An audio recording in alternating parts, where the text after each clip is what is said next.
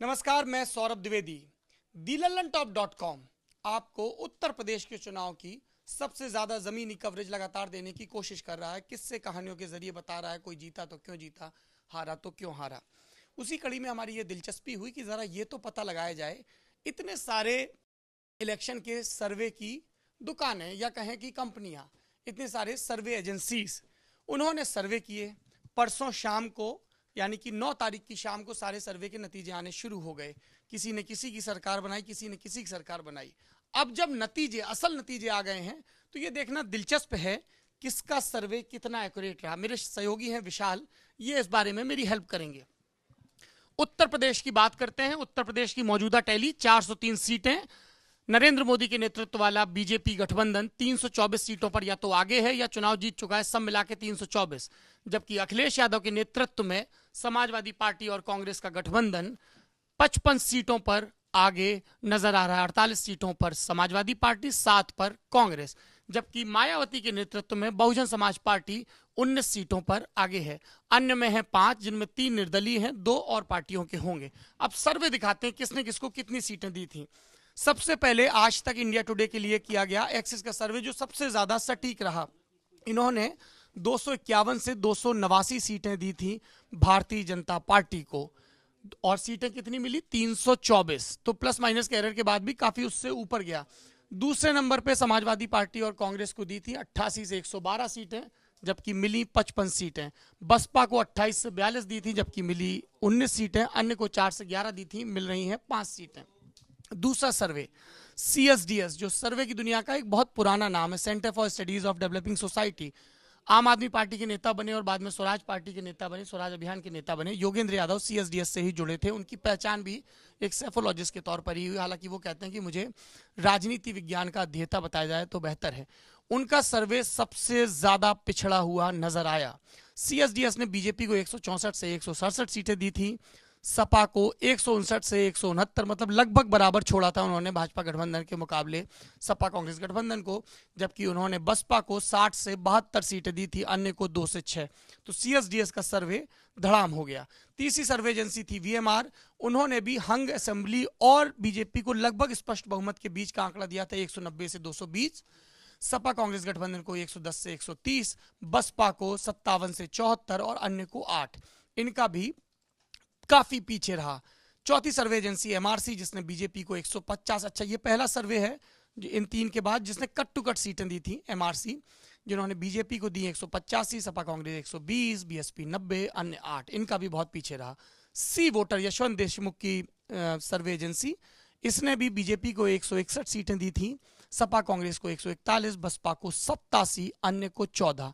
ये भी बहुत पीछे रहे। एक एजेंसी चाणक्य, जिन्होंने लोकसभा चुनाव का सबसे एग्जैक्ट प्रेडिक्शन किया था और बिहार चुनाव में बुरी तरह प्रेडिक्शन उनका गलत हुआ था, उनका क्या सर्वे था? 285 सीटें उन्होंने बीजेपी को दी थी और उन्होंने सबसे ज्यादा दी हुई थी। तो उनका और एक्सिस का सर्वे एक्यूरेट रहा है। ये आगे के चुनाव के लिए भी हम लोगों को ध्यान में रखना होगा। ये है बात उत्तर प्रदेश की। उत्तर प्रदेश के बाद पंजाब की तरफ बढ़ते हैं। पंजाब में देखें जरा कि किसने किसको कितना दिया था। एक बार फिर से इंडिया टुडे एक्सिस का सर्वे, जिसने आम आदमी पार्टी को दी थी 42 से 51 के 20 सीटें, कांग्रेस को 62 से 71 के 20 सीटें, भाजपा अकाली दल को 4 से 60 सीटें, 7 सीटें और अन्य को 2 सीटें। असल में क्या हुआ? पंजाब में 117 सीटें हैं, अकाली दल भाजपा गठबंधन को मिली हैं 18, कांग्रेस को 77, आम आदमी पार्टी को 20, अन्य को 2। यानी कि इंडिया टुडे एक्सिस के सर्वे में कांग्रेस की स्पष्ट बहुमत से सरकार है। ये इकलौता सर्वे है by the way India today आज तक और एक्सिस मार्क का, जिन्होंने, एक्सिस माई इंडिया का, जिन्होंने पंजाब में स्पष्ट बहुमत से कांग्रेस की सरकार बनने की भविष्यवाणी की थी, और वो सही हुई। इन्होंने 71 दी थी और कांग्रेस को सीटें मिल रही हैं 77। तो अगर प्लस माइनस 10 करें या प्लस माइनस 5 तो बिल्कुल एक्यूरेट रहा। आम आदमी पार्टी के मामले में इन्होंने उनको दूसरे नंबर की पार्टी रखा, लेकिन 42 से 51 सीटें दी थी, जबकि असल में आम आदमी पार्टी को 22 सीटें ही मिलती नजर आ रही हैं। वहीं भाजपा अकाली दल को इन्होंने सिर्फ 4 से 7 सीटें दी थी, जबकि भाजपा अकाली गठबंधन को 18 सीटें मिलती नजर आ रही हैं। अन्य को इन्होंने 0 से 2 दी थी, 0। अगली सर्वे एजेंसी है सी वोटर, जिसने आम आदमी पार्टी की पंजाब में सरकार बनवाई थी, ऐसा दावा किया था, भविष्यवाणी की थी। 63 सीटें दी थी, कांग्रेस को 45 दी थी, दूसरे नंबर पे दिया था। भाजपा अकाली दल को इन्होंने भी इकाई में समेट दिया था, अन्य को 0। इनका भी सर्वे फेल हो गया है। चाणक्य, जिसने यूपी में तो एक्सिस के साथ लगभग सही प्रेडिक्शन किया, लेकिन यहां पर ये भी फेल हो गए। आम आदमी पार्टी को इन्होंने भी 54 दी, कांग्रेस को 54, भाजपा काली को 9, जबकि असलियत में कांग्रेस को मिली हैं सीटें 77, जबकि आम आदमी पार्टी 22 सीटों पर सिमट गई है। भाजपा काली के मामले में यह भी बुरी तरह से गलत साबित हुए। चौथी सर्वे एजेंसी एमआरसी, जिन्होंने आम आदमी पार्टी को, इन्होंने भी 55 सीटें दी, और इन्होंने भी कांग्रेस को, देखिए चाणक्य ने 54 दी, एमआरसी ने 55 सीटें दी, भाजपा काली को 7 दी, गलत हो गया। सीएसडीएस का सर्वे यहां पर कुछ ठीक है, 34, 36, 46, 45, 46, 56, 19, 27। सीएसडीएस सिर्फ इसमें एक पैरामीटर पे सही बैठा है कि इन्होंने कांग्रेस, अकाली दल और बीजेपी के गठबंधन को 19 से 27 सीटें दी थी, और अकाली बीजेपी गठबंधन 18 सीटें जीतता नजर आ रहा है। तो यहां पर भी जीतने के लिहाज से आज तक इंडिया टुडे और एक्सिस माई इंडिया का सर्वे सबसे ज्यादा दुरुस्त रहा है। तीसरा, गोवा। गोवा में बहुत करीबी मुकाबला था। अमित शाह ने अभी प्रेस कॉन्फ्रेंस में कहा है कि गोवा में भी हम सरकार बना रहे हैं। टैली क्या है गोवा की? गोवा की टैली है कि वहां पर टोटल सीटें थी, बता रहा हूं, टोटल सीटें 40, 39 के रुझान है। कांग्रेस गठबंधन को 17, भाजपा को गठबंधन को 14, अदर्स को 8। अमित शाह को यह भरोसा है कि अदर्स के 8 और अपने 14 मिला के 14, 8, 22 के सहारे वो सरकार बना लेंगे, ऐसा उन्होंने दावा किया है। एग्जिट पोल क्या कह रहे थे? इंडिया टुडे आज तक एक्सिस माई इंडिया ने 18 से 22 सीटें दी थी, 14 सीटें मिली हैं। कांग्रेस को 9 से 13 दी थी, जबकि कांग्रेस को 16-18 सीटें मिलती नजर आ रही हैं। आम आदमी पार्टी को उन्होंने 0 से 2 सीट दी थी, 0 वाला प्रेडिक्शन सही है, आम आदमी पार्टी को 0 सीट मिली है। अन्य को 4 से 9 दी थी, 8 सीटें मिल रही, वहां प्रेडिक्शन सही है। सी वोटर पे आते हैं, इन्होंने भी भाजपा को 15 से 21 सीटें दी, 14 सीटें मिलती नजर आ रही। कांग्रेस को 12 से 18 दी, लगभग सही है। आम आदमी पार्टी को 0 से 4 दी, 0 वाला सही है। अन्य को 2 से 8 दी, 8 वाला सही है। एमआरसी ने भाजपा को 15 दी, 14 मिल रही हैं। कांग्रेस को 10 दी, 18 मिलती दिख रही, 16-18। आम आदमी पार्टी को इन्होंने 7 सीटें दी, जबकि असलियत यह है कि आम आदमी पार्टी गोवा में खाता भी नहीं खोल पा रही है।